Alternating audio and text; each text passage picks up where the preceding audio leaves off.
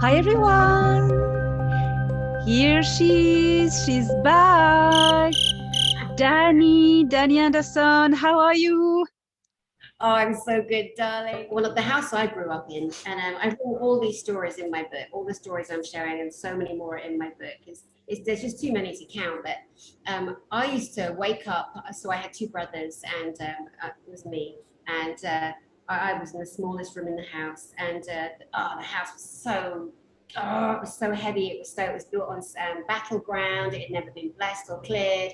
It was the poorest part of the town in Sussex where I grew up, and there was so much violence on that land. I can't even tell you how much violence. Anyway, so violence attracts violence, right? The energies, the demonics, the dark ones, they love it. They come, they suck it up, the fear, the terror, the violence.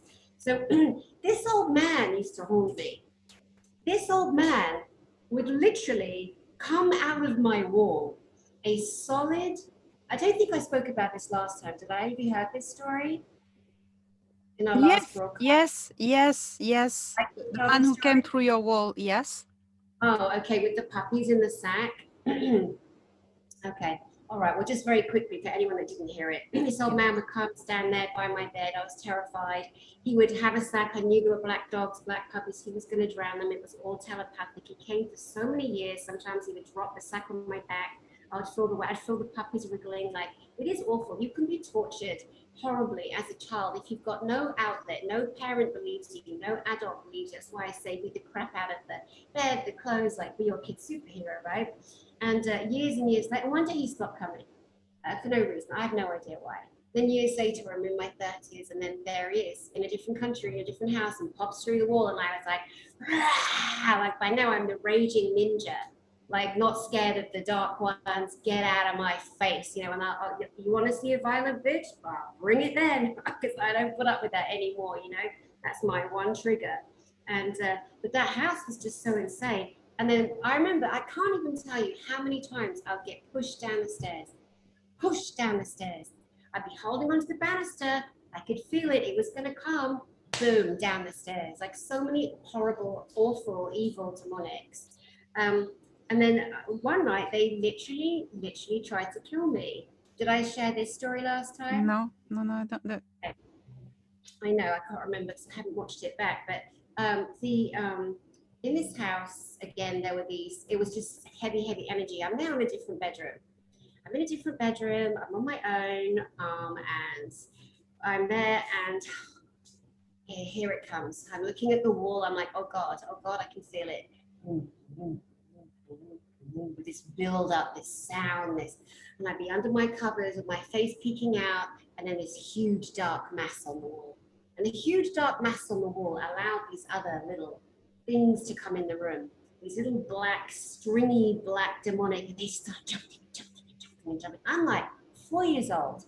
I was so cognizant from 19 months. I could speak really well, like a 2.5-year-old apparently, and jumping. And I'm like, oh God, oh God. And then I don't know how they did it. I don't know where they got it from. I don't know what magic they used, but they put some kind of mattress on top of me, and they were pushing it down on me. And I was losing my breath. I was starting to faint. I was trying to struggle. There were two at the head, two at the side, two at the end. And this big mass in the wall is watching as they are literally trying to suffocate me. And oh my God, I'm screaming. No one ever heard whatever it was. My mum and dad rarely heard, and when they did, they were tired of this screaming child that was always having these nightmares. The dogs, our dogs, Lassie and Lady. Lassie was like the Lassie dog you see on television, and then Lady was this little blonde mongrel, beautiful little thing. They heard me. They sensed something, and Oh they're yeah. scratching at the door. And my parents came in, and my mum saw the state of me, and she's like, "I think she's got the flu. I think she's got a." I remember them giving me Codis and trying to say, "No, no, no, no." And when they came in the room, the beings they jumped back through the wall, and I know that the black mass that was charging them to harm me harmed them. It was like this adult child, the children, they were the demonic. I can't really explain it succinctly enough, but as a child, this was my impression that these little ones were being told what to do by this big one. then they were going to stop at nothing. And if they failed in their task, which they did, then there would be a punishment for them. Does that make sense? Yeah, yeah, that makes so much sense to me, because these demonic, it's earth demonics, it's earth spirits of the demonic realms. They also work with ETs, with reptilians, notably a lot, a lot. The reptilians use them to, in their work, in a specific work, is to harvest energy from people, and especially from children, because the energy from children, especially children with abilities like you, it's very prized, you know. So they would kill you to suck out your soul and take everything of it, and either nourish themselves, either trade it to other beings. So that makes total sense. Yeah. Yeah. Yeah, it's amazing what we grow up with. And Yeah. I just think, like I said, it's so important that, you know, as we're kind of making this, you know, angels, demons, and aliens, that we really do connect the adults and the young people watching this to themselves, so that they don't discredit the things that they've experienced, that they go back and they question, what was that? Did I see that? Was it real? I kind of forgotten about that. But because we need to connect back to that inner child inside of us to build that child up, because things happen when we're kids and we're so terrorized and terrified, and, you know, by adults, by older kids, and by these demonic apparitions and aliens that unfortunately do exist, that we need to go back and retrain that muscle, rescue that inner child, show that child inside of you that you are an adult now. Look how big you got. Look how big you got. Because these elements and these emotions, they can get frozen in time. Like I say in one of my videos for therapy, like there are people running our planet who are coming from that 9-year-old traumatized self. Yeah. 9 years old, running making the planet's decisions, because something happened where there was enough trauma to frack the mind, where they got stuck in place. So part of them was emotionally paralyzed. And so it's just going back there, not in a frightening way, because you're the adult now.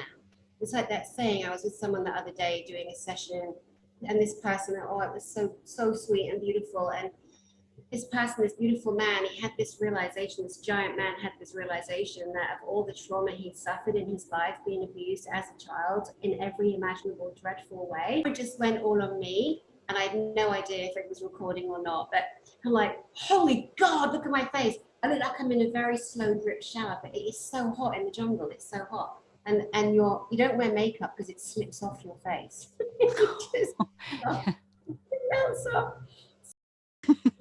Because it just cut, you froze, and that was it. Isn't that interesting? Like, we're sharing a way for the adult humans to connect to the inner child, which can only give them enormous strength.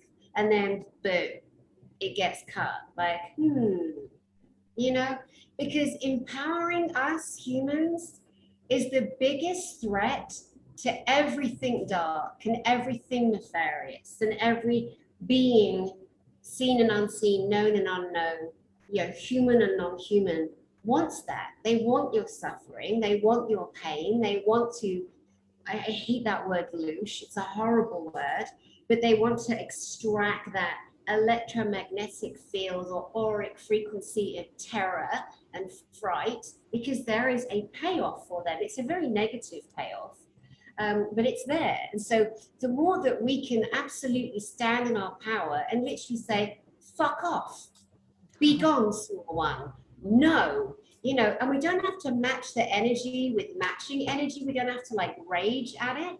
We just have to stand in the body, in our power, you know. And if we are aligned with the angelic realm or a Jesus, a Buddha, a Hashem, a Yahweh, or whatever name you have for God or a being that you connect to in a frequency of love, bring them on in. But if you're someone that says to yourself, oh no, Jesus hasn't got time for me, knock it off, okay? Knock it off. Of course you are valuable and worthy. And this is something else that we need to be looking at. We're walking around like the wounded victims and the martyrs, not mocking anyone's pain, not for a second, not for 1 second. But there's a decision to be made. If you are struggling, if you are suffering, if you don't allow yourself to look at your value, your beauty, your self-worth, you know, then you're robbing yourself, and you're doing that. No one else is. That's you. That's your decision. It's standing in your power and loving yourself enough to say, I need help. Angels, gods, goddesses, whatever it is you believe in, pull them in, bring them around you, raise yourself up in that love vibration. It is the most beautiful, simple connection that we have, right, Elena? Yes, Danny, what you are saying is utterly important. It's absolutely, absolutely important. That's the only way forward to humanity, to heal inside, for two reasons. First, when we go back to find the inner child and we go back the whole thread of our life, see where the traumas are, and heal them by giving them love and saying it's going to be all right, and being the big brother or big sister of this child. If we do all this work, well, you have amazing techniques we'll talk about later. If we do all this work with this child, suddenly we will reconnect to our own power. We will be powerful. We will raise our frequency, then be out of reach of these bad entities slash aliens. Um, That's the first thing. First thing, it frees ourselves up. Then the second thing is when we heal inside, we do not have anymore any conflicts against ourselves. There is no more inner conflicts when we heal. We are at peace within. And that when you are at peace within, you are not going to externalize your conflicts upon other people. So you're going to stop arguing with others, projecting your traumas and your inner conflicts to other people, to play them with actors, outside of you. You're going to stop doing that because you won't need to do that. So then humanity will begin to feel at peace and unite. And of course we are humans who are not supposed to get on with agree with everyone, but that would be civilized conversations and arguments, not like conflict. When we do that, when we all are at peace within and then we are at peace without, humanity starts to unite into something better, more advanced, and that's the way forward to our future. Because why the aliens don't want us to do that? The bad aliens, the gray Nebu, the Orion Greys and reptilians. Why they don't want to do that? Because when we will do that, because we will do that, the Earth will be able to be federated, a federated world in different countries federated together. And then we will be able to join membership with the Galactic Federation. So all of this starts by healing the child within Yes. at an individual level. So what you are saying, Dani, it's utterly important. And I'm going to shut up now and keep on listening No, to no, you. no, please, absolutely. I mean, this is your panel. People come here to see you, my love, just so you remember. And say, after the last broadcast, I met at least 10 of your audience. These absolutely beautiful, very intelligent, very gifted, They're on great. different levels of their, I mean, from all over the world. Vietnam, Cambodia, Sweden, Norway, Germany, England, Ireland, France, Japan, or just girl, you is global. No, You I are. love. Oh my God, there's never like barely sometimes one troll in the chats, live chat, but everybody gets on with each other, and it's just amazing. I call them my love. No, not my, but the love crew. I love them. Go on, That's go on, go on. Yes. that's so beautiful. Okay, I've lost my thread a little bit here now. What were we, oh yeah, the inner child. So the inner child. So one of which I feel is one of my strongest tools that I gift in a therapy session, because I'm a spiritual therapist, is the connection to the inner child, and it is so powerful. So at one point in my career, when I was living in London, I was actually fortunate enough to coach some of the rugby team, a particular rugby team. We love our rugby. Men, oh, I love the scrums the best. That might not be appropriate. I don't care. Okay, these beautiful, big, beefy men with these muscles. Or anyway, so I was very fortunate. I had a clinic in Harley Street in London, and some of them would come, and we would. And I can't tell you, these grown men, these big, huge, giant men, like fit, like Marines, how sensitive and vulnerable, just the same as everybody else, just the same as every child, you know? And they would break, they would cry, they would have a breakthrough with their inner child, they would meet that little boy inside. And it was some of the biggest releases that they had. They had to hold this inside, stay in emotional paralysis, try and be strong. And then they were allowed to, because they gave themselves permission in the connection, the inner child connection technique that I do, to find that, give themselves permission. And there's, you're a man. A man to me is a male that will show his feelings, that will speak his heart, that will not be afraid to say, I'm wrong. I didn't know that. I don't have the answer. I don't know what's going to happen. That's a man, you know? I know no one like this. You know one like this? Yes. Yeah. Yes. Mr. Main upstairs. Well, Clear Thorhan, your rescuer and your guardian and protector, who rescued you when you were a 9-year-old little girl on a ship because you were being messed with by disgusting, filthy grey aliens.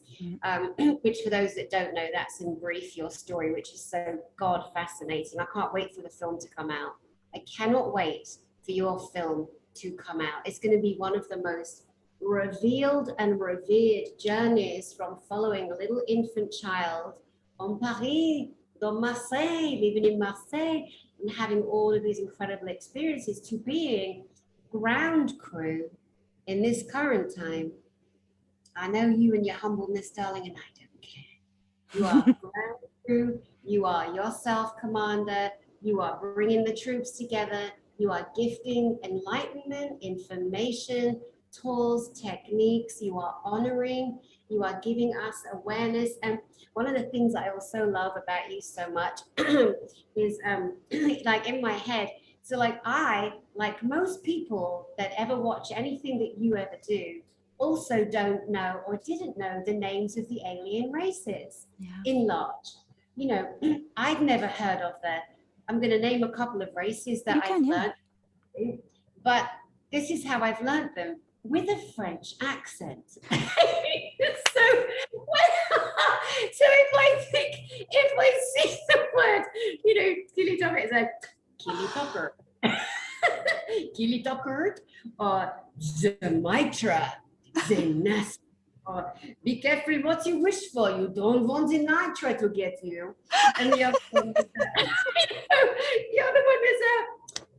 is the Nebu.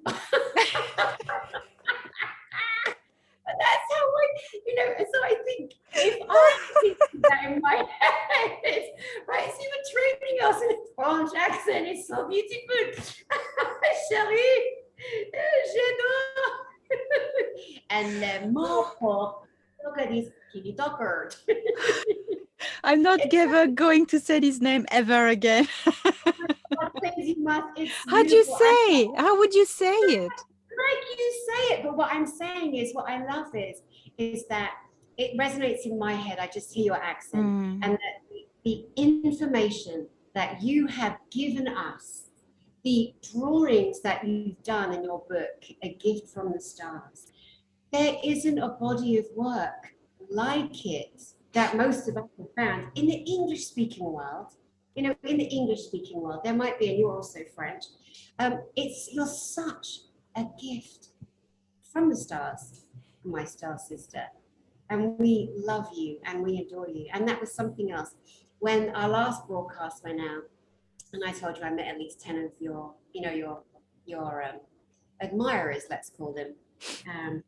The love coming from them, the people that you have aided in themselves unlocking themselves to their star families, their connection to the stars. They're not feeling like a dumbass liar, you know, a freakoid that's making stuff up. They're trusting themselves and anchoring in and re-accessing information because you gave them the safe place to do it, darling. Thank you. I know words. I don't know what to say.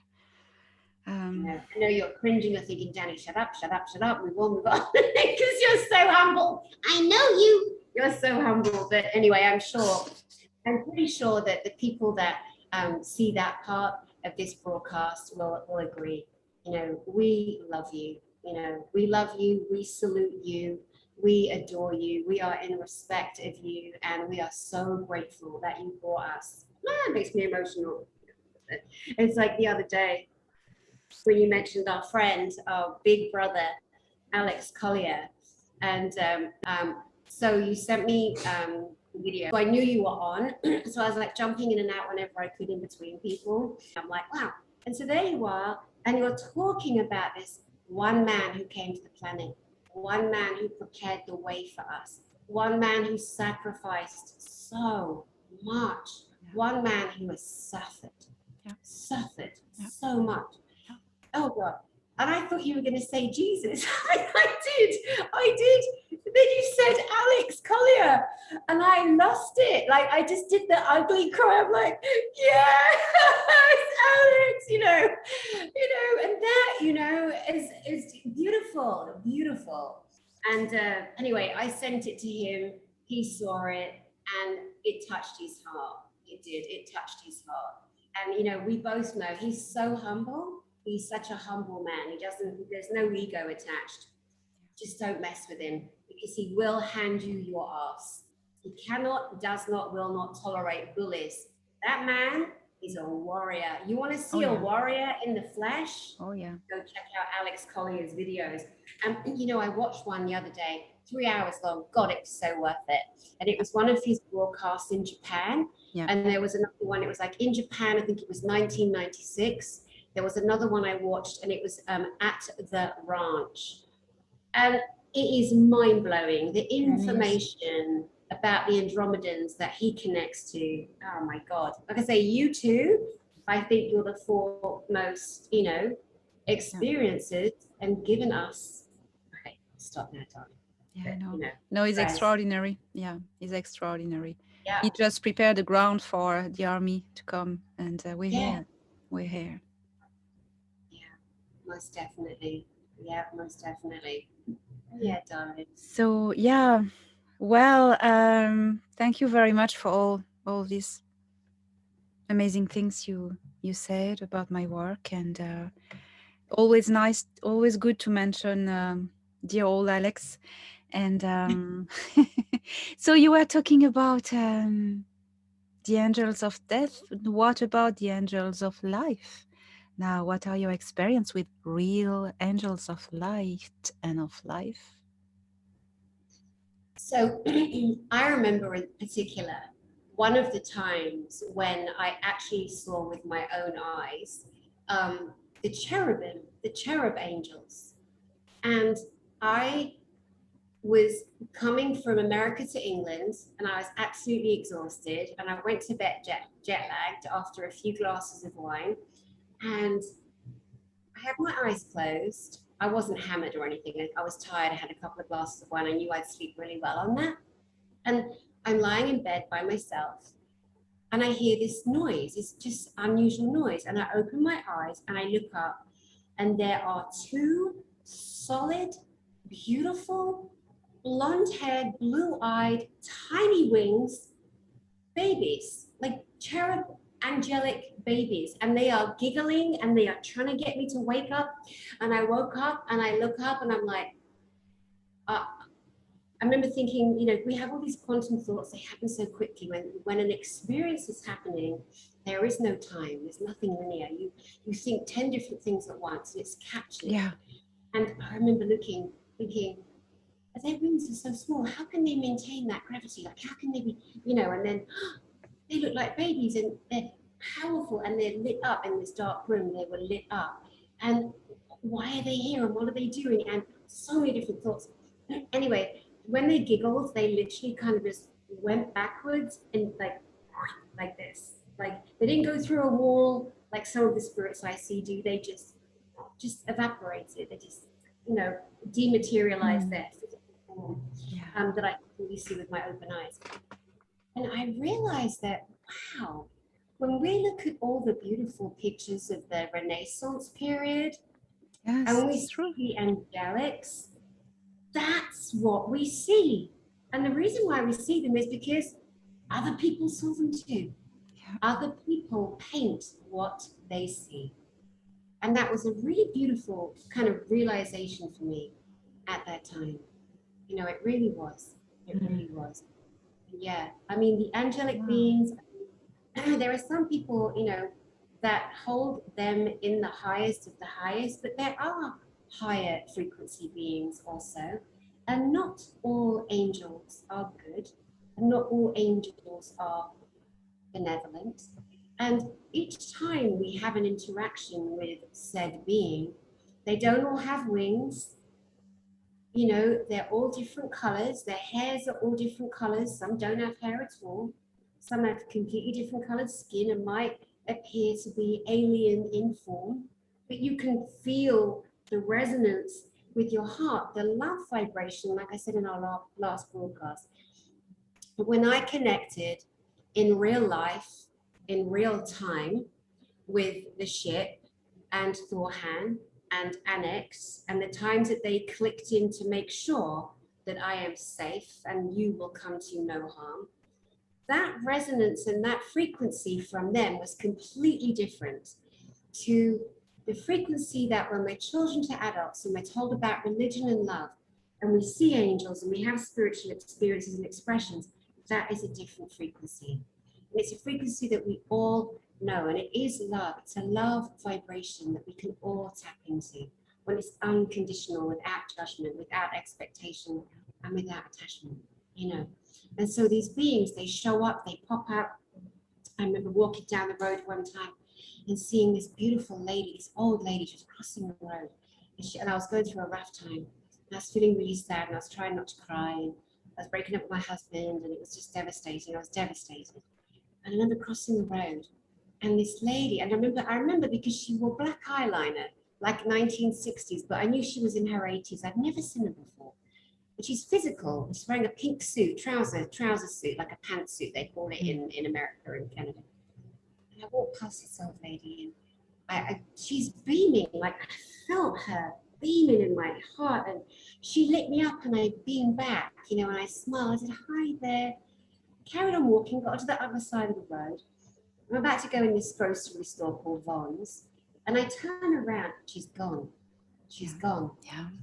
She didn't have time she didn't have time. She wasn't there. She just came in, just to give me love. Another time, I saw this really, really, really old man coming down the street, or walking up the street in a place in London called Wandsworth. I think it was Wandsworth Hill. And I was a nursery nurse at the time. And I was walking down the hill, and this old man's coming towards me. He's on sticks, and he's beaming, beaming, beaming. And I look at him and I say, hi there, hi, how are you? And I walk past and I think, oh my God, what a beautiful soul that man had. And I look around and he's gone. He's gone. But Yeah. like, hold on, that that's too quick. Like he could hardly walk. He's on sticks. So I thought I would walk back down the road just to check. This poor old man, he'd fallen in the bushes. And he'd fallen in the bushes. And so he's like on his back like a crab. So I'm like bending down. I'm trying to pull him up. And I eventually getting up. I said, oh my God, are you okay? Are you okay? And he said to me, yeah. He said, wow. He said, I thought you were so beautiful that I turned around and I looked at your bottom and I lost my balance. I fell in the bushes. And so my point is, you know, that, you know, I am a skeptic of everything, like everything. And so I'm glad I went back and checked because it didn't compute. Like, was that an angelic presence wrapped up in the physicality of an old man? Because I'd seen so many such Mm. beings throughout my entire life. Or was it actually an actual human? And if I hadn't tested and checked, I don't know how long that old man would have been in the bushes, God love him, you know. And that's Mm. something, an example of always checking in, but don't overthink it, because you actually instantly know when you have a real electromagnetic resonance with another being, Yes. or a Yes. feeling of, yeah, just connection and knowingness, you know. And it is not a question of emotion only, because emotion can be triggered by. I know there are many races of ETs, especially the Greys. They know how to trigger something in your mind that will trigger your emotions. But people like you and I, who are psychic shamans, we we work with the frequency, the energy. Love has a certain frequency that is not mistakable. Love has a specific frequency, you know it's real because you feel physically, energetically, you feel it. It's not only about emotions, it goes further than that, you know. It, yeah. So that's what I want to say.